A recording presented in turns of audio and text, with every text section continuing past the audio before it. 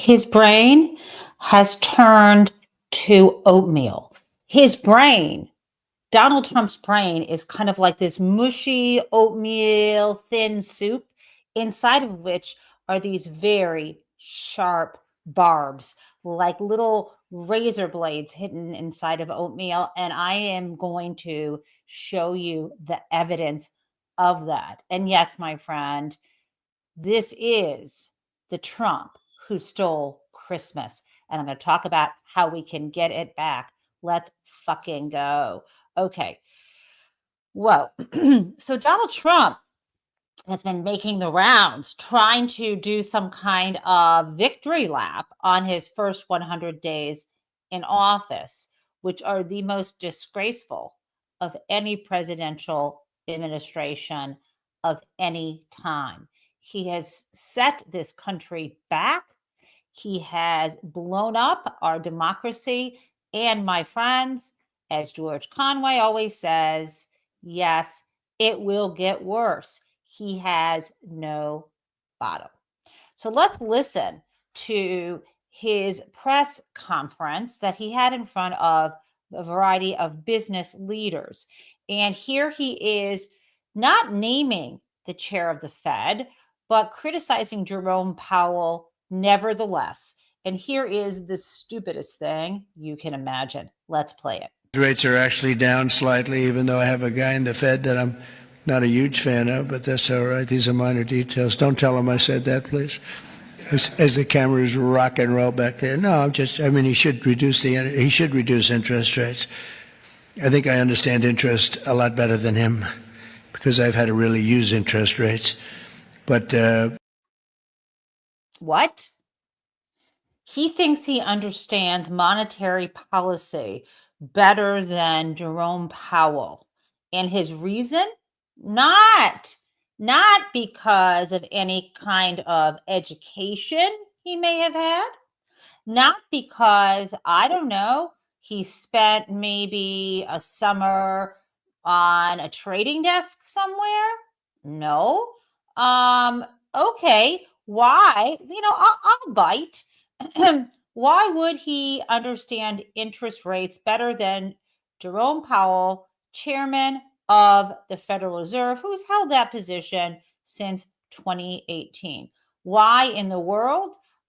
This is now Jerome Powell, you may know, although he is an economist by trade. He's a trained lawyer with a bachelor's degree from Princeton and a JD from Georgetown, a long history of investment banking, worked at the nation's premier corporate law firm, Davis Polk. He's worked at the U.S. Treasury. I could go on and on. I don't know. Maybe I should add that Jerome Powell was the person who was able to negotiate with Warren Buffett in the past. So I don't know what Donald Trump could possibly think would make him more familiar with interest rates than Jerome Powell. But his reason is, and you heard him, because I've had to use interest rates. Haven't we all? Have you taken out a car loan? Do you have a credit card? Have you, I don't know, taken out a mortgage loan?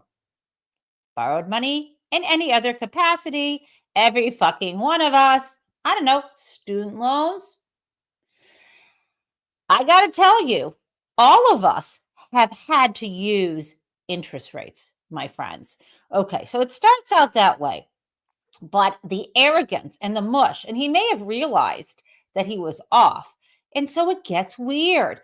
Remember I mentioned there are little sharp things, objects, little pieces of broken glass or little sharp razor blades inside of the oatmeal in his brain? Let's listen to this.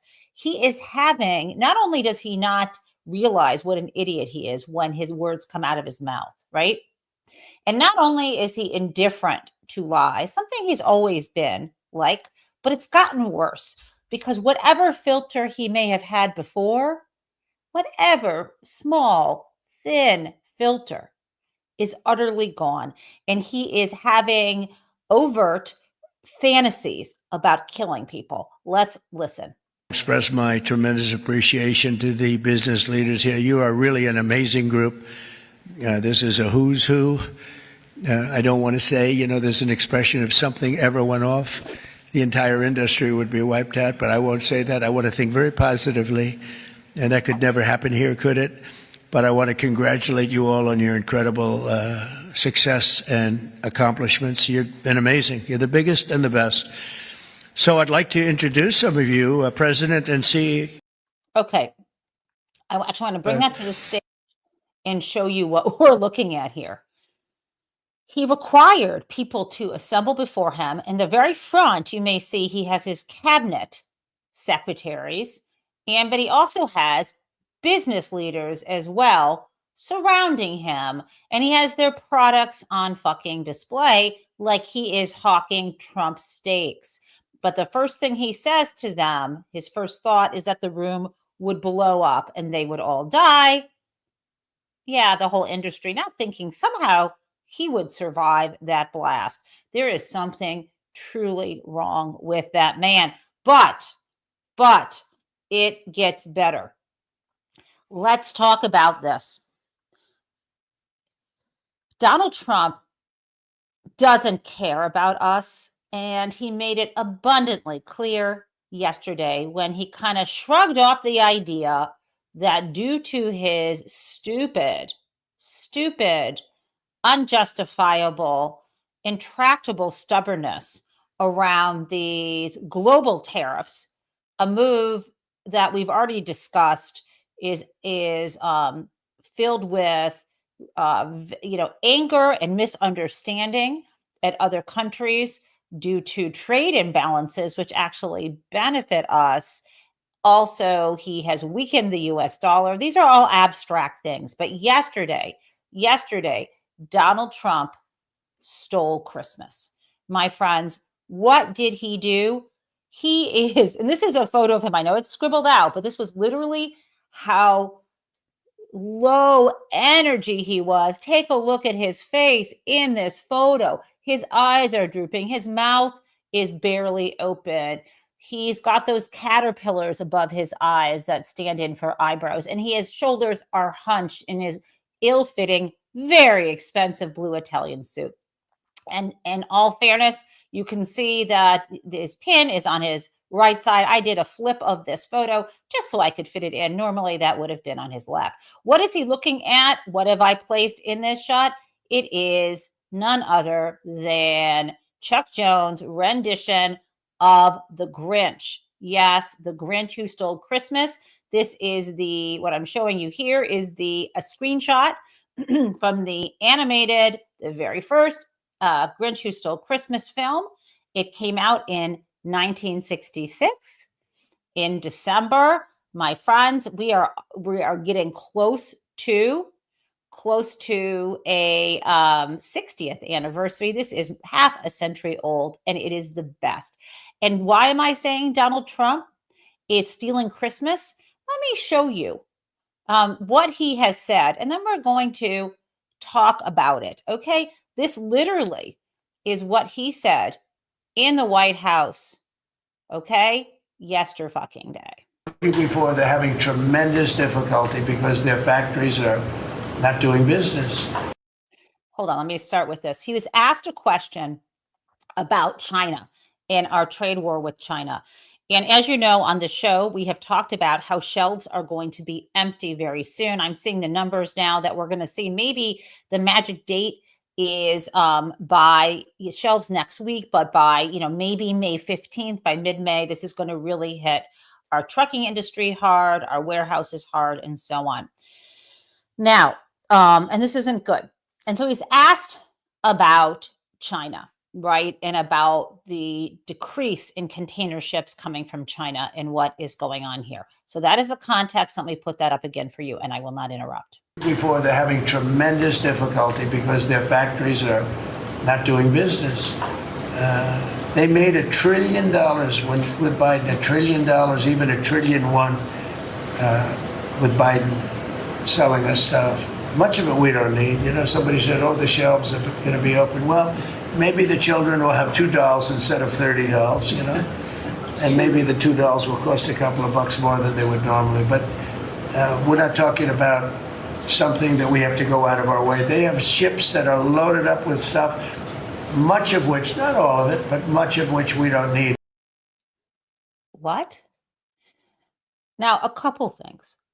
I'm not the hugest pro-consumer spending person, right? I believe, shop locally, support people who work with their hands, be more of a direct purchaser. But however, I am also not an aesthete. I don't believe in sacrificing all material things. And the last person in the world would be the leader of the Republican Party saying, you don't need shit. I mean, the whole point, I thought, of Donald Trump's campaign was to slow down immigration. Instead, he's created this fucking havoc across the country of people being deprived of due process, sent to foreign gulags, and Americans also being terrorized and deported. Okay, fine. Let's put that aside, shall we? But prices. He complained that Joe Biden had created this recession. Joe Biden had created inflation and he was going to bring down grocery prices and the prices for everything. And now he is saying, not just, okay, shit's going to be more expensive, but do you really need to buy stuff? Now, I just want to bring this back to you. His equation, kids won't have $30. Instead, they'll have two. I don't know. $30 seems a rather excessive number of toys to buy. And I don't think, I'm just showing you here, there's probably like $10 or $15 in this photo. We're not talking about $30. We're talking about children having Christmas ruined. And yes, this is a little girl crying because her China doll, the head broke off. But that is not entirely the point, my friends. The point, my friends, is this really seems a hell of a lot like The Grinch Who Stole Christmas. It also seems a heck of a lot like a Dickens novel. Donald Trump is the new Scrooge. And why? Why should this surprise us? It doesn't. I'm just articulating what's going on now and what we can do about it. So let me be clear. Donald Trump is, first of all, an idiot. Let's just do the math here. Let's imagine that those dolls, just for the hell of it, that you could get them for $5 each. That means someone who was spending $150 on Christmas toys, that seems like a lot, $5 each, is now going to buy 2 dolls for $75 each. That seems really expensive, right? And he said even more. Let's imagine those dolls were even cheaper and they were buying $30 for $3 each, 90 and some taxes. That's paying $100 still. He's expecting dolls coming in on a shipping container from China are going to cost us $50 each. That level of inflation due to his tariffs is frightening, but he doesn't know how to do math, so I wouldn't take that all that seriously. But you know who is taking that fucking seriously? Businesses. And yet their representatives in Congress are still voting for this shit. One moment on that. So Donald Trump is stealing Christmas. He's also stealing vaccines from kids. When Medicaid is cut, he's stealing health care from like a huge chunk. What is it? 40% of American children rely on Medicaid? Or is that, let me tell you the actual number. He wants to take Medicaid away from people. So vaccines, Medicaid, vaccines, healthcare, education, books, democracy, their life in the United States, a sense of safety, and now even Christmas? Now even Christmas. What in the fucking world is going on in this country? I don't think he is going to get away with stealing Christmas. I really don't think he is. And let me tell you why. First, let me share with you. Speaking of dolls, why is he thinking of dolls? Well, did you know that the American Girl doll was based in Wisconsin, where Ron Johnson is a senator. Let's hear what he had to say about this. Say that I'm hearing an awful lot from manufacturers in Wisconsin. If this thing drags on, if the tariffs remain high, that their businesses will be put out of business. One good piece of economic news with the recent numbers, business investment was up 9.8%. President Trump and his team has to be very concerned if this trade war continues, if the uncertainty and instability continues, that investment is going to fall off the cliff. Fall off the cliff. That's the equivalent of Jamie Dimon saying the best case scenario is a recession. So Ron Johnson in Wisconsin is hearing manufacturers in his state freak the fuck out, but he is still voting to maintain Trump's tariffs. There was a resolution. He did not vote no, and he could have stopped it, but he didn't, and they won't. Now, I need to continue for you one more thing on this, and then we're going to get to Whoville and how we fight back. Bill O'Reilly. When you lose Bill O'Reilly, what do you have left? I mean, seriously. So yesterday, Donald Trump made the rounds, as I mentioned, and he was on a panel. In addition to having his little presser, his sort of bizarre oatmeal brain, I want you all to die presser with the CEOs, he also was on a called in to a Newsmax panel. And Bill O'Reilly was one of the reporters on this panel asking him questions. And I want you to listen to this. It's got to stabilize by this time, fall. Because remember, if it doesn't stabilize this time next year, Democrats may win the midterms. So there is risk here, big risk. That's true. It is true. And I just think that I'll be able to convince people how good this is.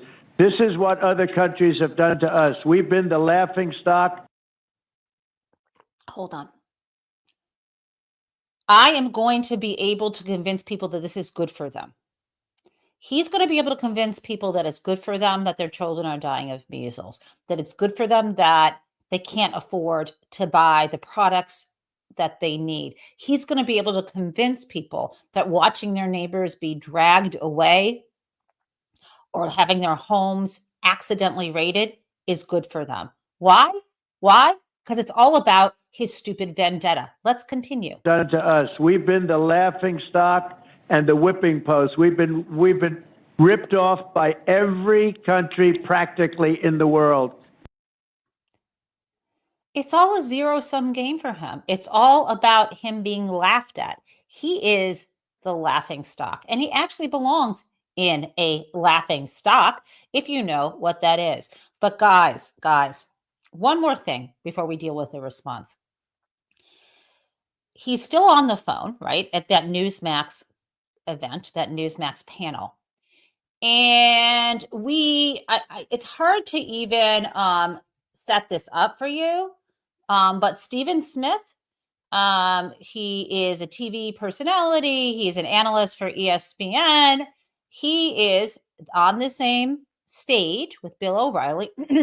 And Donald Trump had been speaking about, Harvard University. And you know that Harvard has sued the Trump administration, and they're kind of locking horns with Harvard hankering down, given its multi-billion-dollar endowment and its brilliant faculty, and the fact that it has been around in this country before the nation was even founded.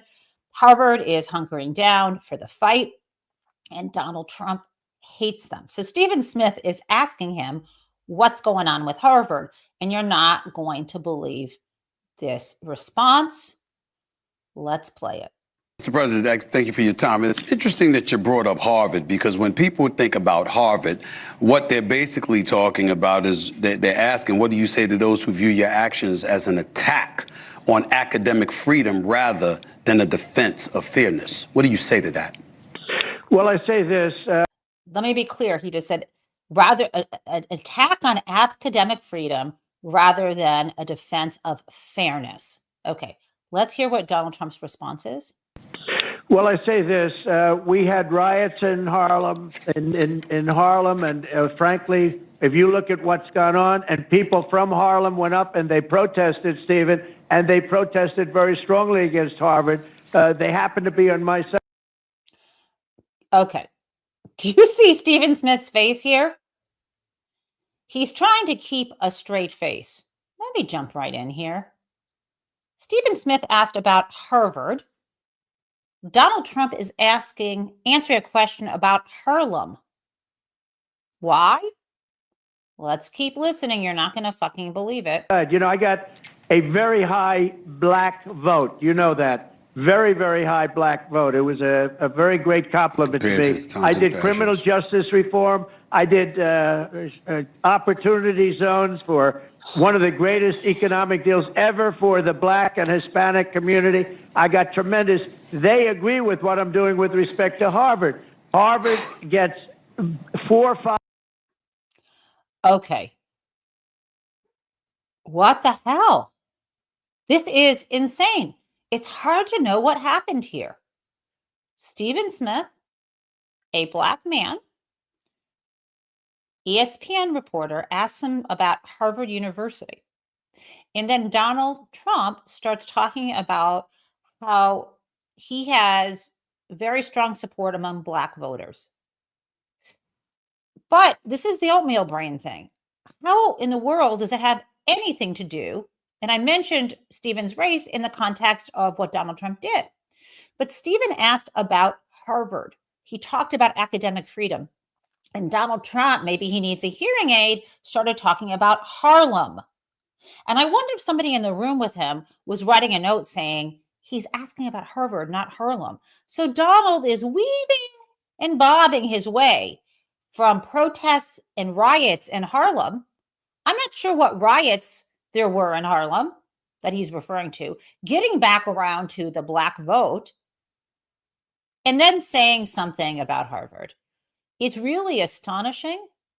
And I really fucking need to play this for you one more time because I think you will benefit. I can't figure it the fuck out. Let's play it. Mr. President, thank you for your time. It's interesting that you brought up Harvard because when people think about Harvard, what they're basically talking about is they're asking, what do you say to those who view your actions as an attack on academic freedom rather than a defense of fairness? What do you say to that?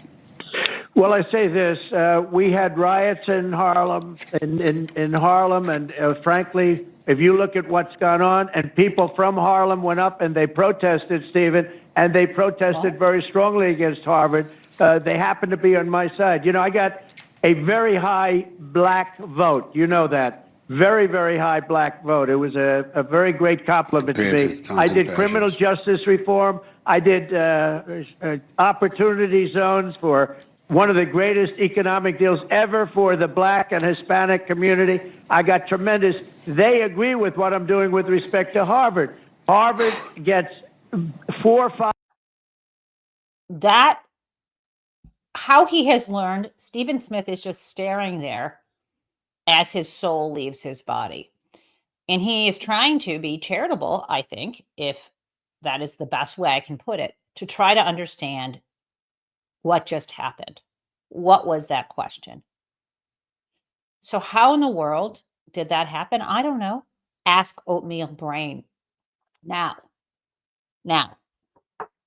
what more can I say? What more can I say? There's something more before we get to how we respond.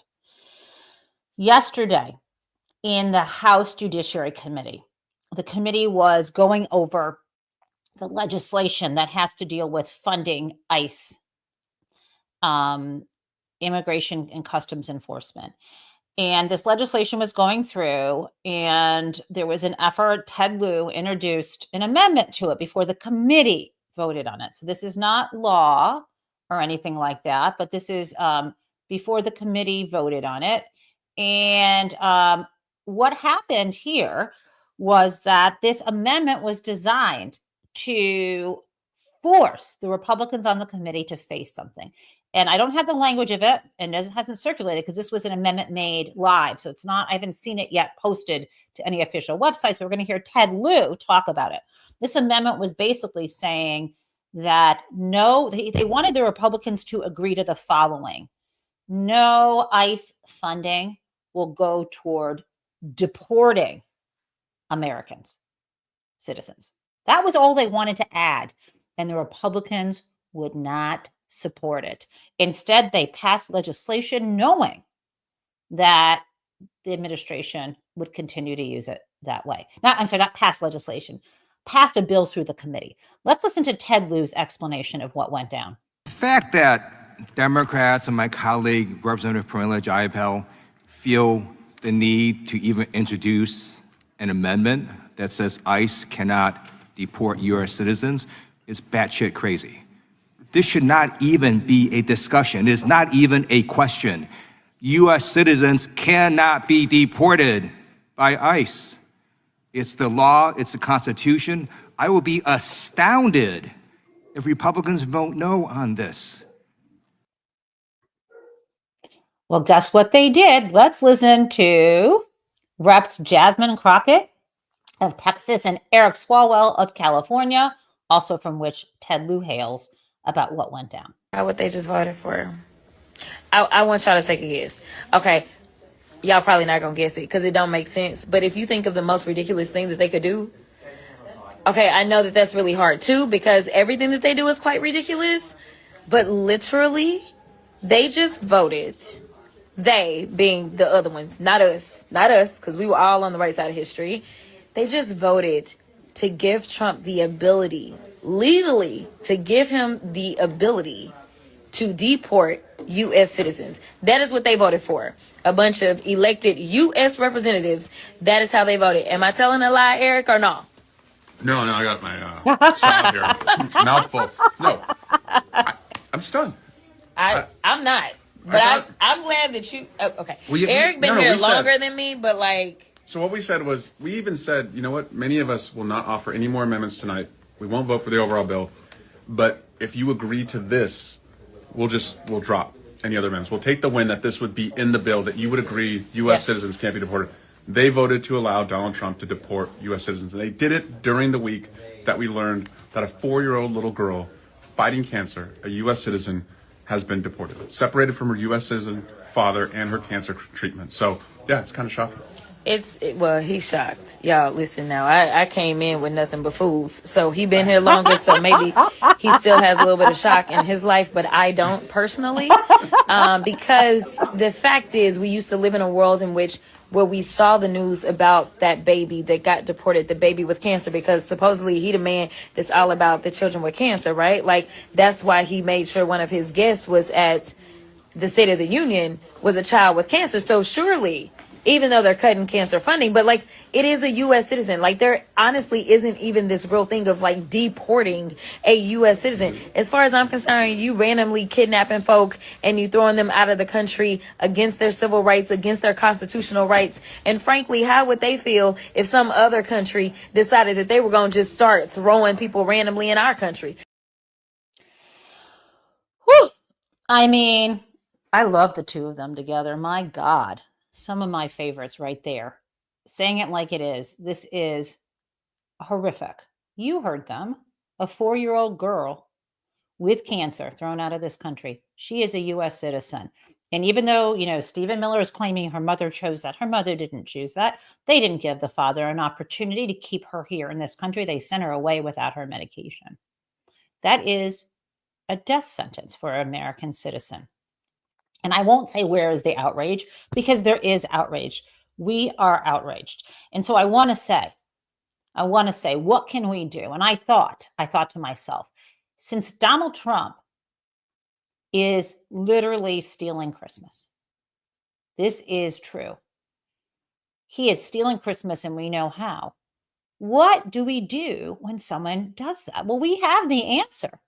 We have the answer in the movie, the original Grinch Who Stole Christmas.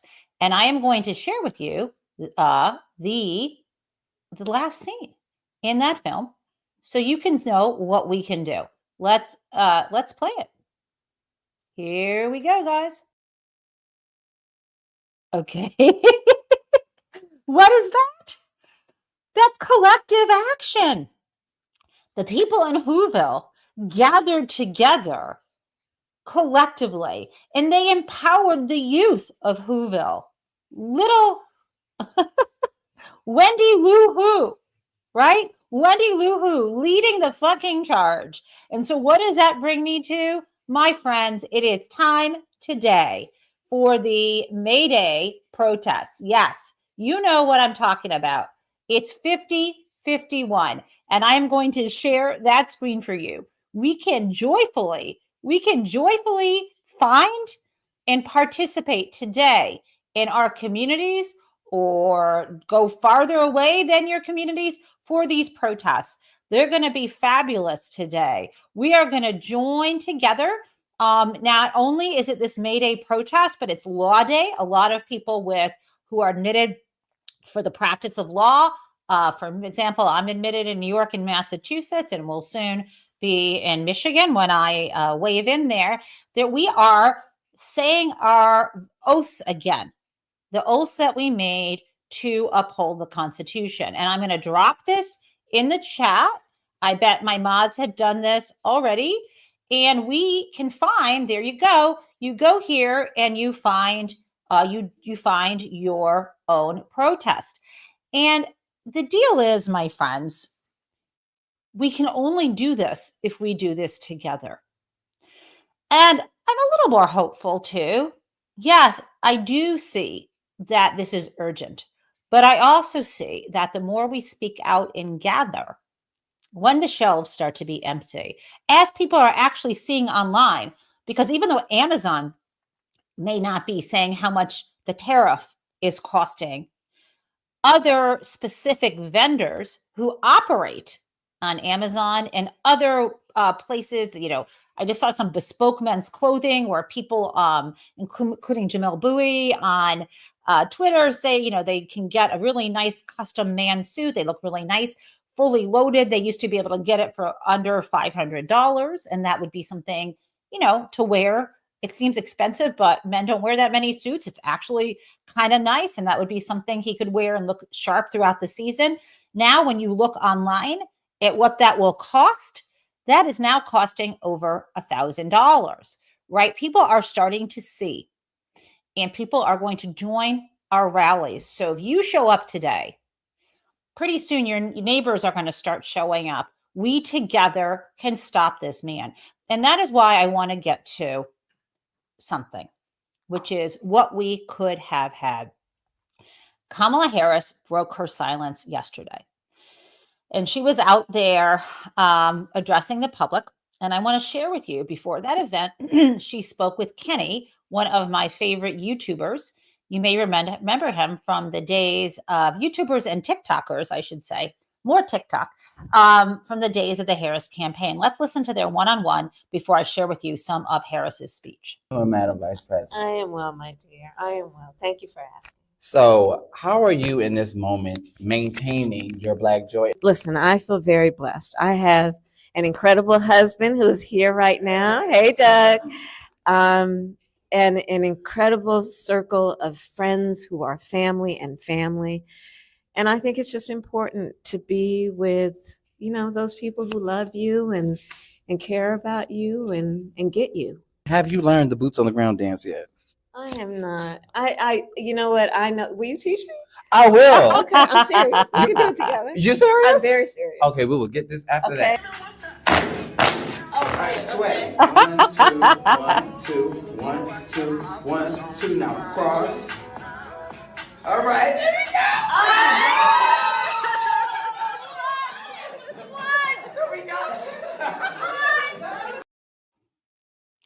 I'm smiling, but maybe I should be crying, right? Because in an alternative universe, that is the world we could have had. We could have chosen joy over grievance. We could have chosen abundance over privation. We could have chosen children over old, angry, selfish billionaires. And instead, we have, seriously, the laughing stock of the world running our country. But we don't It doesn't have to be this way. Now, I want to share with you a clip from Kamala's speech before we get to Crazy Town. Here we go. Now, of course, I recognize that America has never fully lived up to these ideals, that for all the gains we've made, the American dream has for decades been slipping further out of reach for so many, and that the American people deserve leaders who make their lives better and make our country stronger. But sadly, we have seen quite the opposite over these past few months. Now, I know tonight's event happens to coincide with the 100 days after the inauguration, and I'll leave it to others to give a full accounting of what has happened so far. But I will say this. Instead of an administration working to advance America's highest ideals, we are witnessing the wholesale abandonment of those ideals.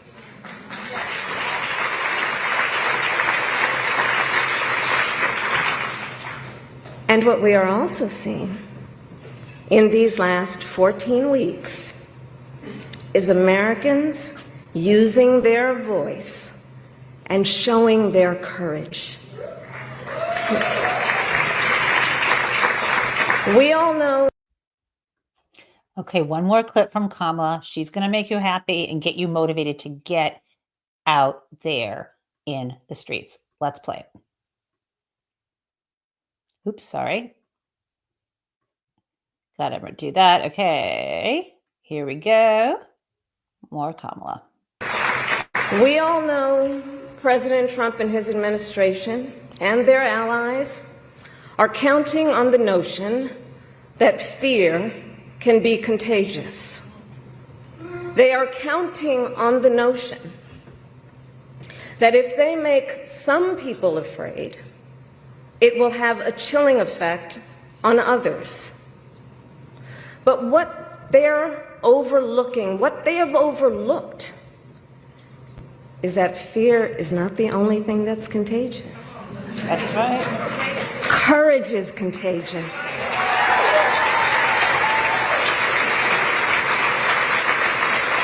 The courage of Americans who are banding together in the face of the greatest man-made economic crisis in modern presidential history.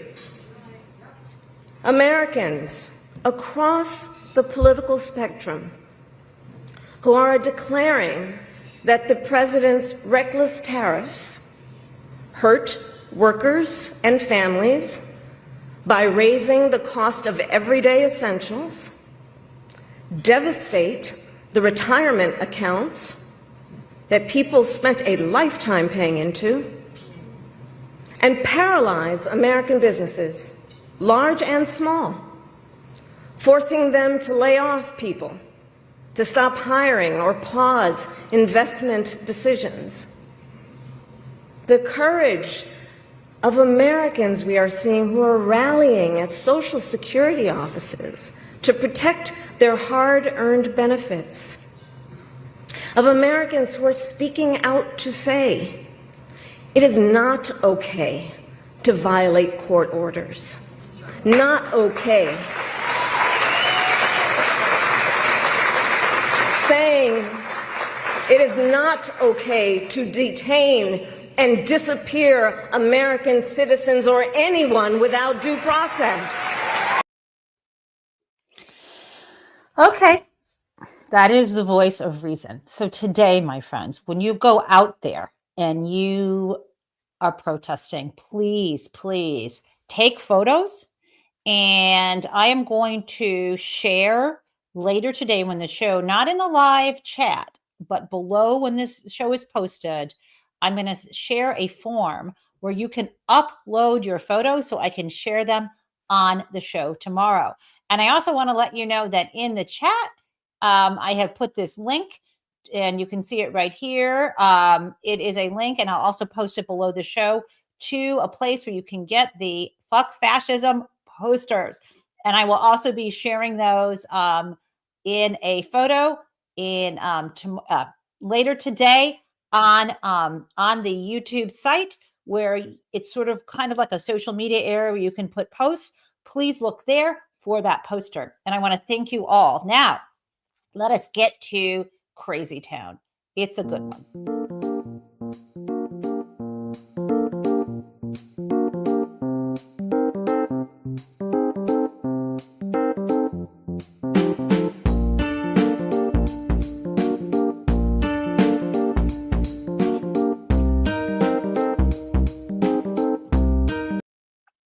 So I had to do it. I got to do it. It's the dolls. Crazy Town is the news. You got to see it again. Before, they're having tremendous difficulty because their factories are not doing business. They made $1 trillion with Biden, $1 trillion, even $1.1 trillion with Biden selling us stuff. Much of it we don't need. You know, somebody said, oh, the shelves are going to be open. Well, maybe the children will have 2 dolls instead of 30 dolls, you know? And maybe the 2 dolls will cost a couple of bucks more than they would normally. But we're not talking about something that...